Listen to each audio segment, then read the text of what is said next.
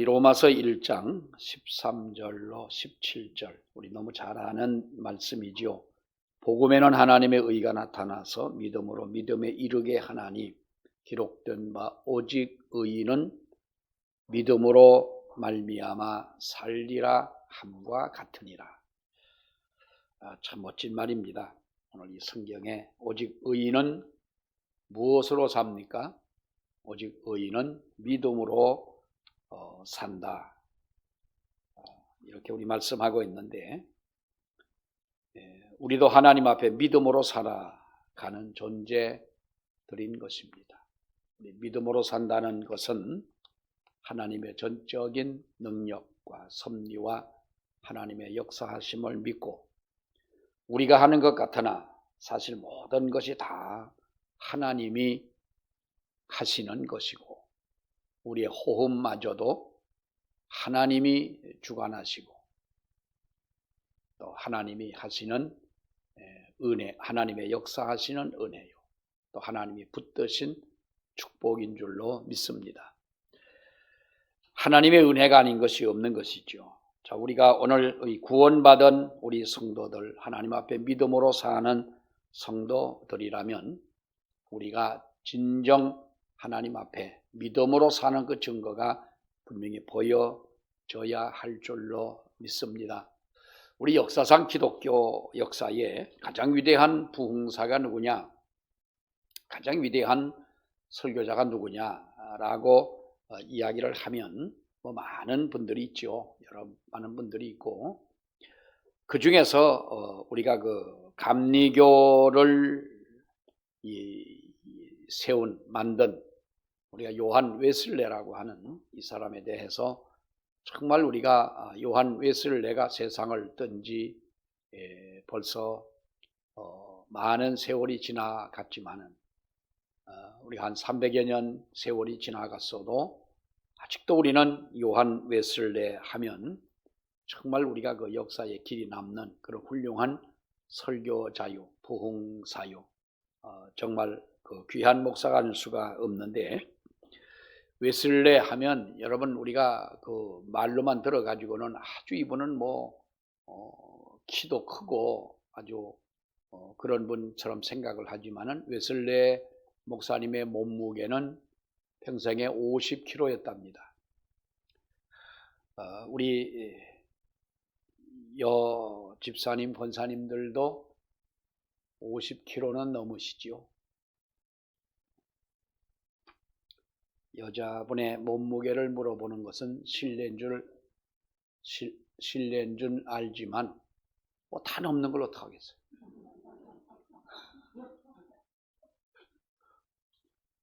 제가 그 목사 안수를 받기 전까지는, 목사 안수를 받고 나서 제가 그 58kg가 내 아이의 몸무게였어요. 쭉 58kg인 거예요. 군대를 가도 58kg, 학교 다닐 때도 58kg. 그리고 이제 우리 오늘 오전에 왔던 박정규 목사님이라고 그 친구하고 이제 어느 날 학교를 올라가면서 같이 만났는데, 앞에 가니까 140kg쯤 가는 친구가 하나가 이제 뒷덩거리면서 가는 거예요. 우리는 58kg니까 둘이 합쳐도 그 친구의 반은 좀 넘지만은, 야, 우리는 아무리 너나 나나 아무리 많이 먹어도 우리는 늙어 죽어도 아마 살이 안 찔 스타일 같으다. 너나 나나 그런 것 같으다. 그러면서 이제 얘기를 했는데, 58kg에서 이상하게 살이 찌다가 보니까 1년에 양복을 3벌, 4벌 이렇게, 그때 옛날에 맞춰서 입잖아요. 맞춰서 입으면 여름, 봄, 겨울 양복이 봄에 가니까 춥고, 또 계절마다 이렇게 양복을 1년에 한 4번씩 이렇게 맞춰서 입어야 할 만큼 몸무게가 막 늘어나는 거예요. 어떤 분이 그러더라고. 그래도 목사가 교회 정문에서 예배 마치고 나오다가 집사하고 부딪혔는데 목사가 나가 떨어지면 안 되지 않냐, 살찌는 것도 괜찮아 하면서 또 위로도 또 해줘서 그런가 보다 하고 살았는데요. 이 웨슬레라고 하는 목사님이 영국 사람인데 50kg밖에 안 나간다면 아마 체중이 어느 정도인 줄 우리가 대충 체격을 대충 이제 상상할 수가 있지요. 그러나 그분이 그 왜소한 체격을 가졌음에도 불구하고 역사상 가장 위대한 부흥사였다는 거지요. 그 웨슬레는 그의 아버지 때로부터 5대가 목사였고 어머니 위로도 5대가 목사인 이쪽이나 저쪽이나 그야말로 신앙적인 이런 가문에서 태어난 분이셨습니다. 게다가 영국의 그 유명한 옥스퍼드 대학을 신학과를 졸업을 했고 또 그 젊어서 그 대학의 교수로 강의를 하기도 하는 아주 그 촉망 있는 분이셨습니다. 근데 이분이 1732년에 미국의 그 인디언들에게 그 복음을 전해야 되겠다, 인디언들을 복음화하겠다라고 하는 이 어떤 그 사명감을 가지고 이 미국 조지아주에 있는 인디안촌을 들어가서 말씀을 전합니다. 그 영국에 비하면은 광대한 대륙이고 정말로 복음을 전하겠다고 하는 어떤 이 아주 큰 비전을 가지고 갑니다. 뭐 당당한 실력이 있습니다. 그리고 불타는 사명감도 가지고 있습니다. 그리고 인디언들이 천대를 그때만 하더라도 이제 멸시를 받고 원래의 그 인디언들이 그 땅의 주인 아닙니까? 그래서 이런 사람들에게 뜨거운 사랑도 가지고 있었습니다. 모든 것을 웨슬레는 갖추었지요. 위로부터 신앙의 대대로 자라온 바로 그러한 가문에다가 이 인디언의 영혼을 사랑하는 뜨거운 마음이 있고 또 실력도 갖췄고 뭐 불타는 사명감이 있고 해서 갔는데 그는 아무런 성과도 거두지 못하고 아주 철저한 처절한 실패를 선교에 실패를 하게 됩니다. 이해가 안 가지요.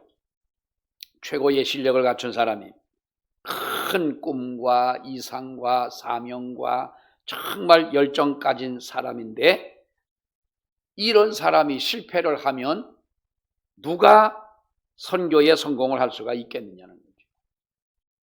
여러분, 그러나 사람의 힘이나 사람의 능력만 가지고는 되지 않는 것이 우리가 하나님의 일인 줄로 믿습니다.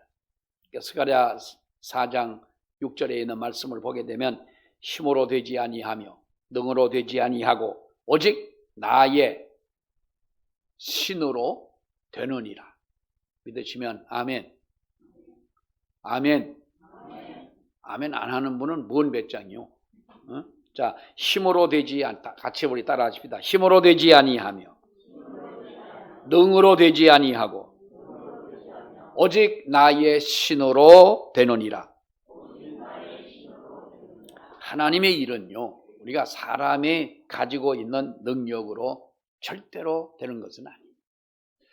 여기 우리 박남규 선교사님도 계시고 또 김재겸 목사님도 계시고 이렇게 우리 교회 목사님들이 많이 나오시니까 나는 얼마나 좋은지 모르겠어요. 여러분은 실은 나 하나도 부담이 갈 텐데 그래서 다른 목사님들 오면 부담이 되는지 어쩐지 난 그것도 모르겠고 신경 쓰고 싶지도 않고 그렇지만은 나는 정말 좋은 거예요. 여러분들은 나보다 더 좋아하시는 줄로 믿습니다. 여기도 또 아멘 안 하는 분은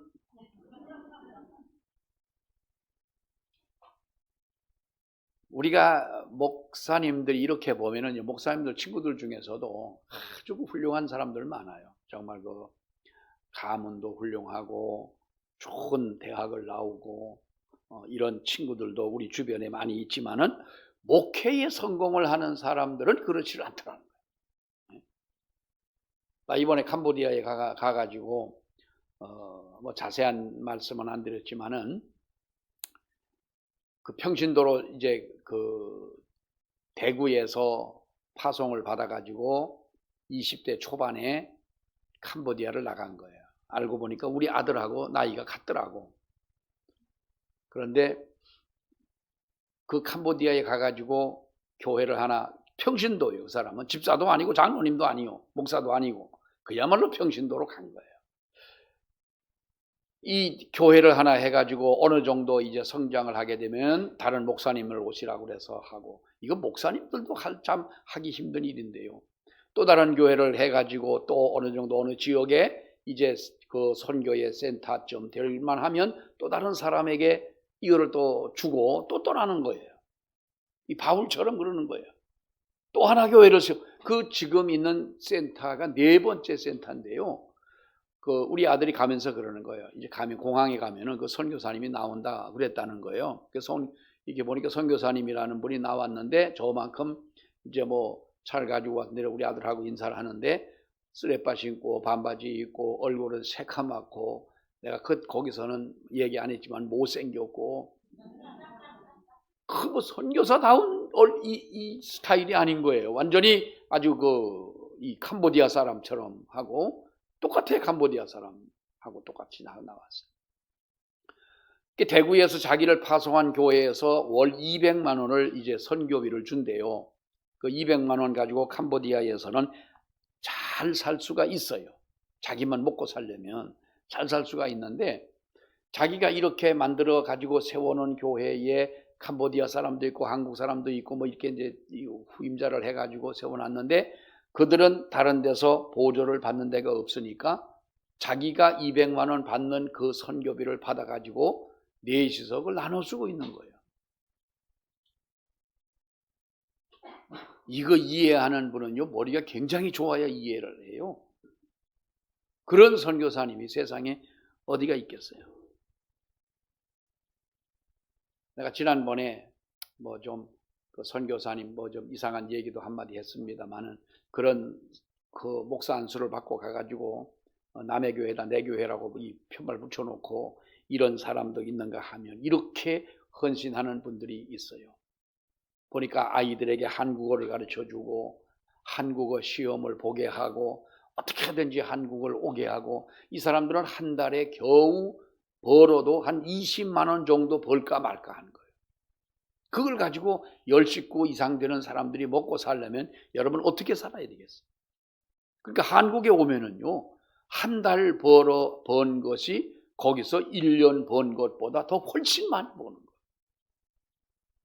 그렇게 가가지고 하나님의 일을 하는 것을 보고, 정말 아들 같은 사람, 그 중에서 평신도 신학도 하지 않은 사람의 마음속에 하나님의 사명감을 이렇게 심어줘 가지고 일을 하는 걸 보면 정말 누구도 하지 않는, 이름 없이 빛 없이 그 일을 하고 있는 거예요. 우리가 그 선교만 아니고 목회만 아니고 우리가 하나님의 일은 어느 것도 여러분 마찬가지인 거예요.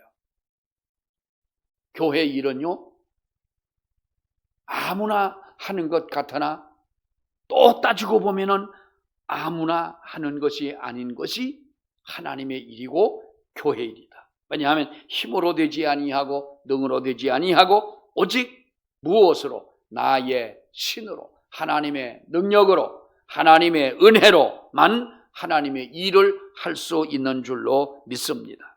사람의 힘과 능력으로만 되지 않는다는 거예요.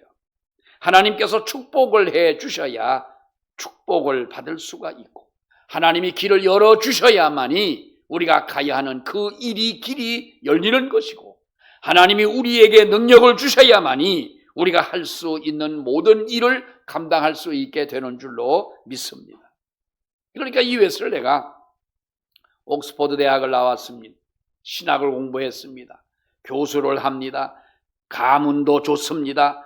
이런 가문에서 선교사로 가겠다고 미국을 갔을 때, 가장 또한 천대받는 인디언들을 대상으로 선교를 한다고 갔을 때 누구도 그가 실패할 줄 알았겠어요. 설상가상으로 선교에 실패를 합니다. 그리고 이 웨슬레는 이제 자기의 영국으로 귀향을 하게 돌아오게 됩니다. 그런데 그 폐결핵을, 그 병을 얻어가지고 이제 병든 몸을 가지고 영국으로 돌아오는 거예요. 배를 타고 돌아오는데 설상가상 이 배가 풍랑을 만납니다. 며칠 전에 무슨 이 영상을 보는데 어떤 도둑놈이 이렇게 오토바이를 타고 이렇게 가다가 남의 물건 하나를 살짝 훔쳐가지고 오토바이, 작은 오토바이에 발 앞에 놓는 이 칸 있는데 거기다가 놨어. 이제 물건 하나 훔친 거를 놨어요. 조금 이제 오토바이 이렇게 돌아가지고 가다 보니까 이게 물건이 뚝 떨어져가지고 확 헤어졌어. 그러니까 막 땅에 떨어져 있는 거야. 그러니까 이걸 막 주워 담는데 바람이 부니까 모자가 또 절로 날아갔어. 모자를 이것도 주워 담고 모자를 주워 이렇게 하는데도 오토바이가 또 자빠지네. 억지로 오토바이를 세워가지고 도망을 가다가 또 가다 보니까 뭐에 또 해가지고 이 오토바이 아주 오토바이 타고 가다가 나가 자빠졌어. 그러니까 안 되는 놈은 안 되는 거예요. 옛날에 어떤 사람이 옛날에 제가 어릴 때 들었어요. 어릴 때 꼴을 밀어갔는데 비는 오고 바람은 불고 그 꼴찜을 이렇게 지게작대기로 이제 받쳐놨는데 이 지게작대기가 어떻게 빠져가지고 꼴찜이 넘어가고 또 손은 또 들고 뛰고 오줌은 싸겠는데 허리띠를 옛날에는 허리띠를 이렇게 끈으로 매잖아. 이게 또 풀려야지 환장하겠는 거. 이때 나온 게 환장인데 이 도둑놈이 그런 거. 그래서 내가 돌아오는데 그렇게 좋은 여러분 스펙을 가지고 가가지고 선교에 실패를 하고 돌아오는 이 웨슬레가 이 폐병을 알아가지고 그 병든 몸을 가지고 배에 몸을 실었는데 이 배가 또 풍랑을 만나게 된 거예요. 사람들은 여러분 죽겠다고 아우성을 치고 있는데 어느 저쪽에서 무슨 노래소리가 들리는 거예요. 저 배 후비 쪽에서 노래소리가 들려서 억지로 가 보았더니 몇몇의 사람들이 모여 앉아가지고 찬송을 부르며 기도를 하고 있는 거예요.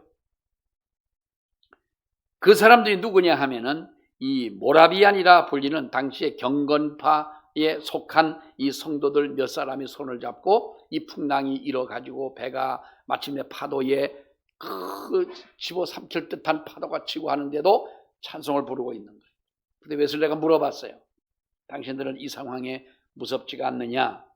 그랬더니 그분 중에 한 사람이 웨슬레를 쳐다보며 이렇게 말해요. 우리는 예수를 믿는 사람이라 어떤 일을 만나도 두렵지 않습니다.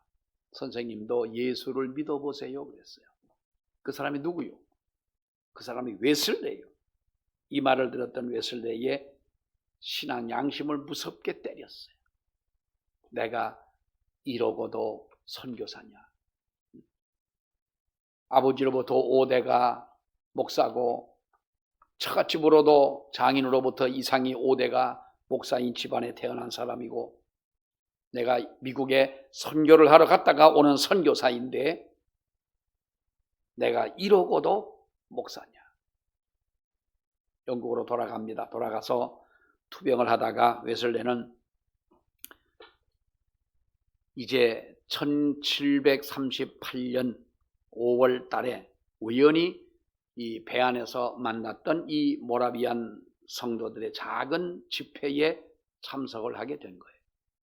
그때의 집회에서 어떠한 청년이 나와서 성경을 봉독하는데 오늘 17절에 있는 이 말씀, 복음에는 하나님의 의가 나타나서 믿음에 이르게 하나니 기록된 바 오직 의인은 믿음으로 말미암아 살리라 함과 같으니라. 이 말을 평소에 몰랐겠습니까?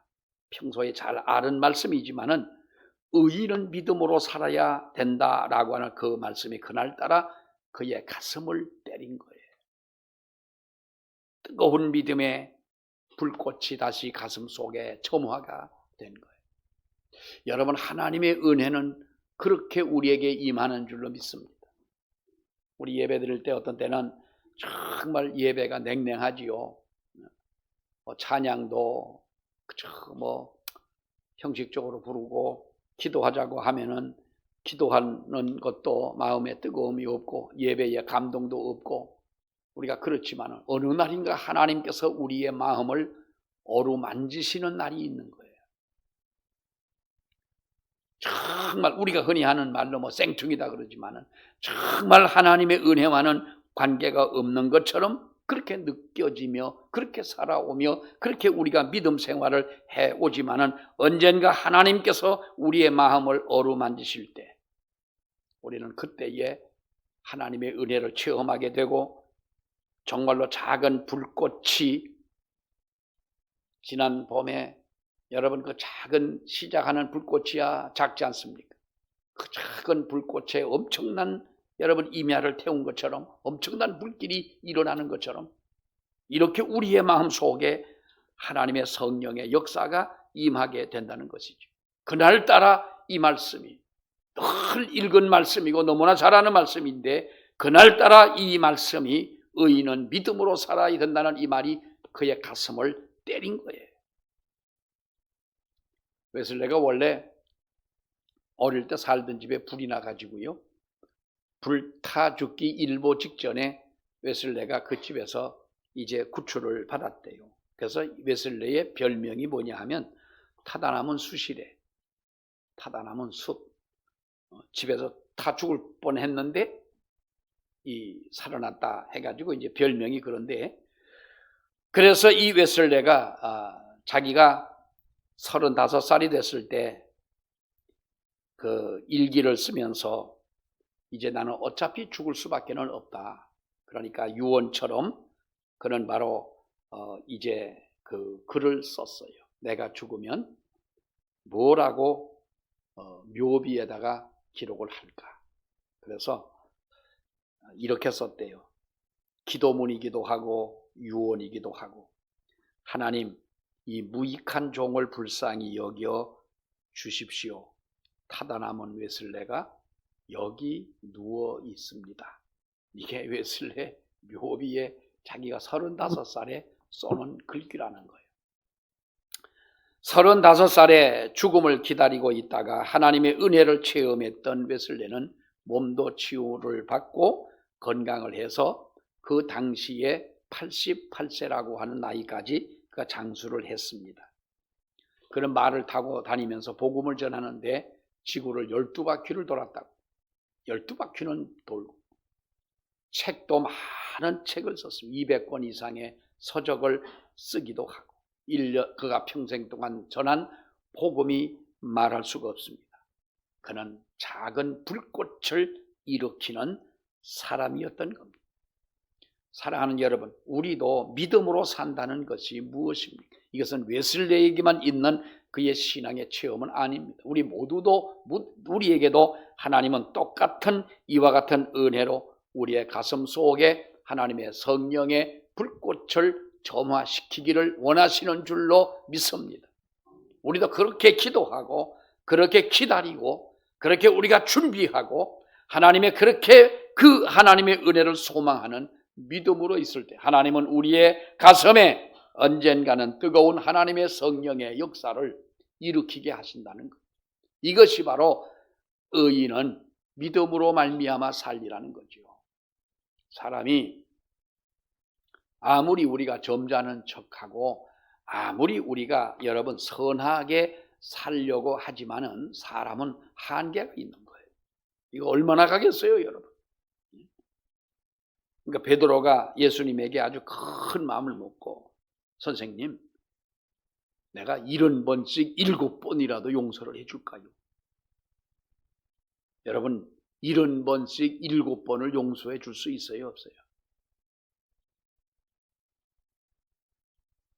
어느 날 교회를 나왔는데 어떤 집사가 나를 보고 목사님, 왜 넥타이를 왜 그딴 걸 매셨어요? 그랬어. 진짜가 아니고 그렇다는 얘기요. 그래서 그냥 참았어.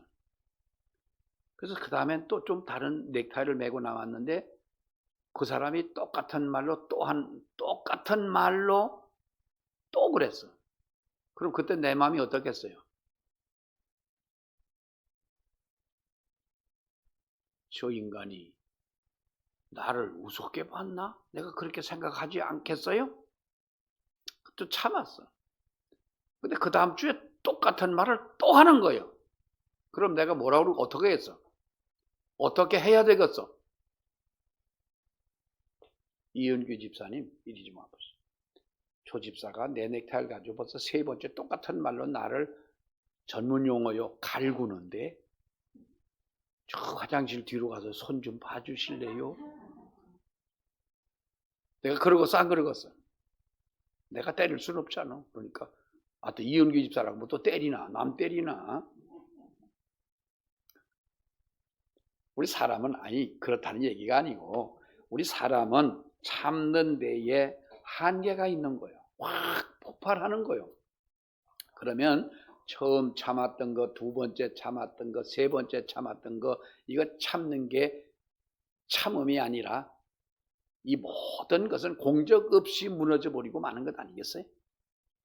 사람은 한계가 우리에게 있는 거예요. 믿음으로 산다고 하는 것은 사랑하는 여러분, 우리가 정말 하나님의 성령의 체험 없이 우리는 믿음으로 살 수가 없는 거예요. 하나님이 우리를 붙잡아 주지 아니하시면 우리는 믿음으로 살기가 어렵다는 거예요. 그래서 본문은 복음 안에 있는 축복이 얼마나 큰 축복이냐, 믿음 안에 살아간다고 하는 이것이 얼마나 큰 은혜이냐, 하나님의 손에 붙들림 바 살아간다고 하는 것이 이것이 얼마나 놀라운 일이냐라고 하는 것을 이렇게 함축해서 우리에게 말씀을 해주고 있는데, 그렇다면 우리 의인이라고 한다면 우리가 의인이라는 이름만으로 인정을 받고 끝나야 되느냐는 거예요. 우리 이웃 사람들이 우리를 보고 뭐라고, 우리를 목사라고 그러고 장로라고 그러고 권사라고 그러고 집사라고 그러고 당신은 교회 나가는 사람이다 이렇게 말하는데, 우리가 그런 칭호만 들어서 그렇게만 거기까지만 인정을 받고 끝나면 되겠느냐는 거예요. 거기에 따르는 진정한 의인다운 믿음의 사람다운 무언가를 우리에게 보여줘야 되지 않나. 그것이 바로 열매라고 하는 거예요. 열매 맺는 삶. 13절 말씀을 보세요. 13절 다 같이 읽습니다. 시작. 형제들아, 내가 여러 번 너희에게 가고자 한 것을 너희가 모르기를 원하지 아니하노니 이는 너희 중에서도 다른 이방인 중에서와 같이 열매를 맺게 하려 함이로되 지금까지 길이 막혔다. 너희에게 무엇이? 내가 여러 번 너희에게 가고자 한 것을 너희가 모르기를 원하지 아니한다. 너희 중에서도 다른 이방인 중에서와 같이 열매를 맺게 하려 함이로되 아직 길이 막혔다. 못 갔다. 여러분, 구원 자체는 열매입니다. 구원은 믿음의 열매인 것입니다. 그러나 구원받은 사람이 실제적인 삶의 열매를 맺는 것은 당연한 것이라고 하는 거예요. 그렇기 때문에 우리는 이 열매를 맺으려면 현재보다 항상 우리는 조금 더 성숙한 모습으로 변해져 가야 되는 줄로 믿습니다. 여러분, 사람이 변한다는 것은 쉽지가 않습니다.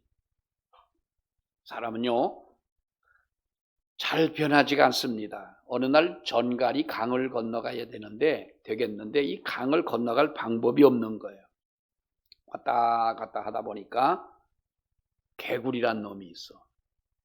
그래서 개구리를 불러가지고 전갈이, 야, 내가 저 강을 건너가야 되는데 나는 헤엄을 못 치는 있고 너는 헤엄을 잘 치니 나를 좀 저 강 건너로 데려다 줘라. 개구리가 보니까 웃기거든.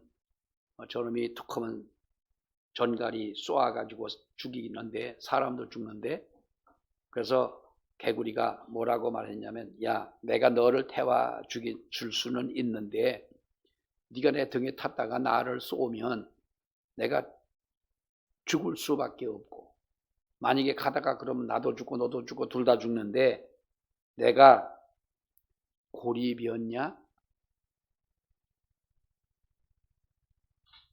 그랬어요. 그러니까 또 전갈이 뭐라 그러냐? 야, 개구라, 너는 뇌도 없냐? 가다가 너를 쏘면 너만 죽는 게 아니라 네가 물에 빠져 죽으면 나도 죽는데 내가 널 쏘겠냐? 그랬어요. 그 말을 들어보니까 그렇거든. 그럼 등에 타라. 그래가지고 전갈을 태워가지고 개구리가 강을 건너가요. 중간쯤 가다가 이 전갈이 개구리를 쏘아서 개구리가 죽었네? 개구리가 물에 빠져 죽으니까 세연 못 치는 이 전갈도 쥐도 죽었네. 둘 다 죽었어. 그때 죽기 전에 개구리가 물어봤어. 야, 왜 나를 쏘았냐? 왜 물었냐? 라고 그러니까 야, 나도 모르는 사이에 내가 원래 난 그런 놈이 아니냐. 나도 모르게 너를 쐈다는 거예요. 여러분, 우리가 사람의 천성은요, 변하기가 어렵습니다. 안 변합니다. 나도요. 난 좀 변해. 누가 그래? 어떤 목사님 사모님이 우리 언제 한번 모여 얘기를 하다가 김은경 목사님 같은 분이 어디 있냐는 거예요. 나 그날 너무 밥 사고 싶어가지고 죽을 뻔했어. 그렇게 나를 그러면서 김은경 목사님하고 살면 속상할 일이 뭐가 있냐는 거예요. 고기 말할 때는 아주 쥐구멍으로 들어가고 싶죠. 내가 그렇게까지 하기까지는 얼마나 나를 철저하게 은폐시키고 나를 감췄겠느냐는 거예요. 아마 나는 많이 변했을 것이라고 생각을 했는데 순간순간 보면요, 변한 게 정말 변한 게 없는 것 같아요. 지금까지 안 변한 거로 언제 변할 거예요? 중동격언에 이런 말이 있어요. 산이 움직였다고 하면 믿어라. 용문산이 이렇게 움직였다고 하면 믿으라는 거예요. 그러나 사람의 성격이 변했다고 하거든 믿지 마라. 산이 움직였다면 믿으라는 거예요. 사람의 마음이 변했다면 이건 믿지 마라. 옛말에 사람은 고쳐 쓰는 게 아니라잖아. 낳을 때부터 생김새부터 이거요 변한 것 같지만요, 언제 이 속에 있는 가지고 태어난 이게 언제 일어날지 모르는 게 우리의 인간이라고 하는 거예요. 그처럼 사람이 변하는 것은 힘들다. 사람의 성품이 변화되는 것은 어렵다. 다시 말하면 변할 수가 없다. 그러나 한 가지 방법은 하나님은 그런 사람도 변화시키시는 하나님이시라는 거예요. 하나님의 은혜라야만이 우리가 변화가 되죠. 하나님 앞에 나는 아무것도 아닌 존재라고 하는 사실을 우리가 알 때에 그때서 우리는 변화가 되는 것이고, 하나님을 만날 때 인격적 하나님을 만남으로 인하여 우리는 그제서야 우리가 변화가 될 수 있다는 거예요. 여러분, 우리가 성경을 보면은 수많은 사람들이 많이 변화가 됩니다. 성경뿐만 아니라 우리가 이런 기독교 역사를 보게 되면 또 많은 분들이 전도를 해서 이렇게 정말 이 사형수들, 죄인들, 이런 사람들이라도 예수를 믿고 난 다음에 변화되는 사람들을 우리가 볼 수가 있지 않습니까? 이것이 바로 선한 열매라고 하는 거죠. 여러분, 우리로부터 선한 열매가 많이 나오도록 우리도 힘써야 될 줄로 믿습니다. 지금 안 변하면 언제 변하겠어요? 지금 안 변하면. 지금 내가 하나님의 은혜를 체험하지 못하면 언제 체험하겠냐는 거예요. 나이가 점점 들어갈수록 우리의 마음에 굳은 살은 점점 더 크게 생겨지는 거예요. 감동도 적어지고 눈물도 메말라가고 무엇인가 내 마음속에 여리고 여리던 그런 마음마저도 점점 굳어져가는 이때에 그렇게 된다면 언제 우리가 하나님 앞에 변화를 맺고 변화가 되고 언제 우리에게 열매를 맺겠습니까? 모든 나무의 과일은요, 묵은 가지에서 달리는 나무가 열매가 없습니다. 새로운 가지에서 꽃이 피고 새로운 가지에서 열매가 맺히지 않습니까? 우리가 잘 알잖아요.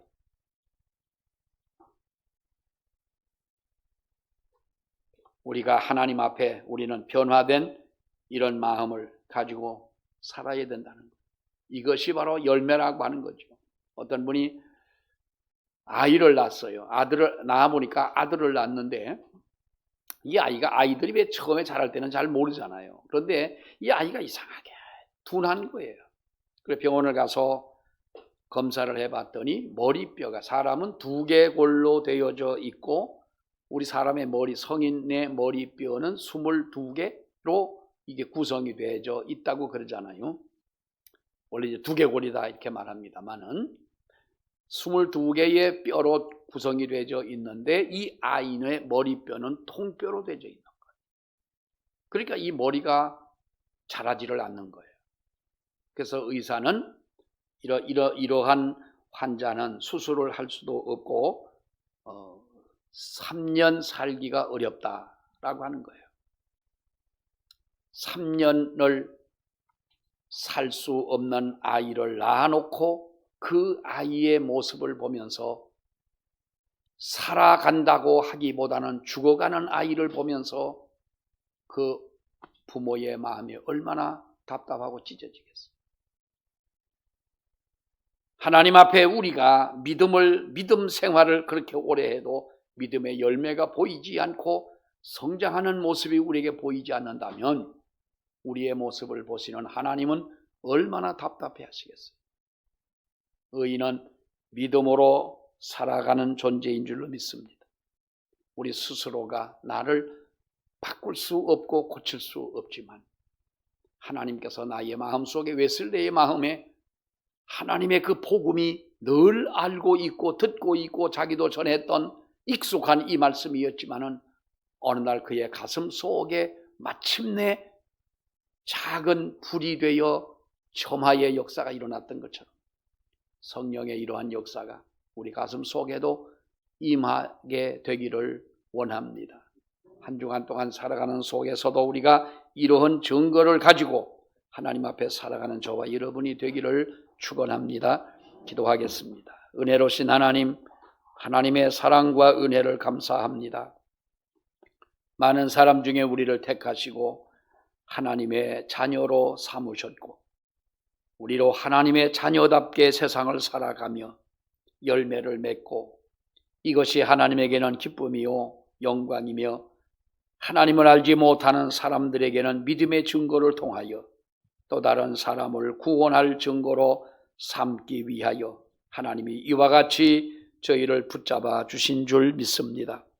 웨슬리의 가슴 속에 하나님의 성령의 역사가 임했던 것처럼 우리들의 가슴 속에도 하나님의 말씀을 통한 성령의 충만함이 임하게 도와주시고 주여 뜨거운 가슴으로 주님과 동행하며 한 주간 동안도 승리하는 우리들 되게 하여 주시옵시고 열매 없는 우리들의 믿음이 아니라 정말 하나님이 보실 때의 아름다운 열매가 맺혀지는 그래서 모든 사람들에게 그리스도의 증인으로 살아갈 수 있는 그런 은혜가 우리 가운데 임하게 하시옵소서.